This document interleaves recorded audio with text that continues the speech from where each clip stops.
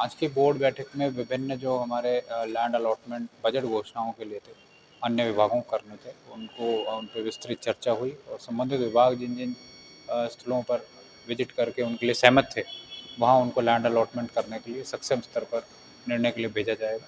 साथ ही शहर में जो विभिन्न विकास कार्य चल रहे हैं, उसका रिव्यू किया गया।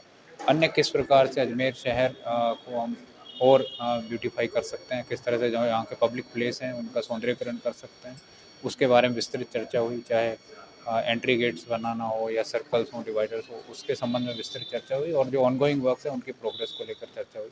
साथ ही दिवाली से पूर्व सभी जो एरिया की सड़कों पर पैच वर्क करवाने के डायरेक्शन दिए और विस्तृत सभी विषयों पर हमारी चर्चा हुई। हमारे 8 प्रस्ताव हैं वो पारित हुआ।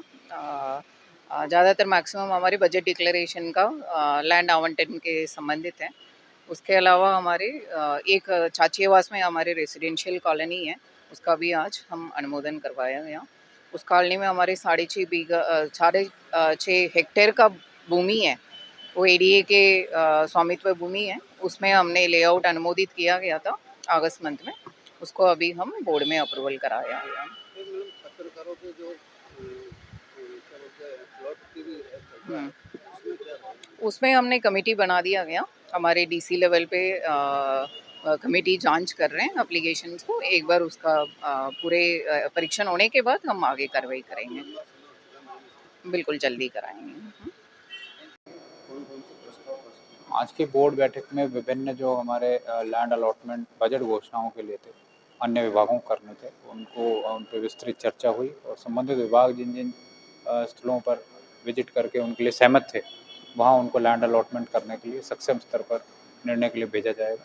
साथ ही शहर में जो विभिन्न विकास कार्य चल रहे हैं, उसका रिव्यू किया गया।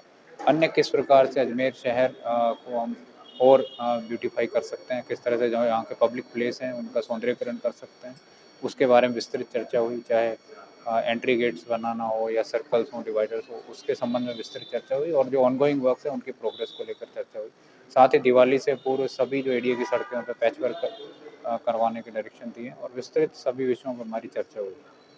सर, एरिया के विकास को देखते हुए देखा जा रहा है कि कई ऐसी चीज़ें जो लोगों की आवश्यकता है, उसको लेकर निश्चित तौर पे उस पर अपने पृथ्वीराज नगर है लंबे समय से पृथ्वीराज नगर में आज हमने डिटेल में डिस्कस किया है। वहाँ सीवरेज का कार्य भी चल रहा है, आज मैं गया भी था, मैंने खुद देखा है। पीएचडी को भी पैसा एडीए ने ट्रांसफ़र किया है। वहाँ जो भी हमारी यूटिलिटीज़ हैं, जो लाइन्स हैं, वो डाली जा रही हैं और जल्दी उसमें ऑक्शन भी लगाए जाएंगे।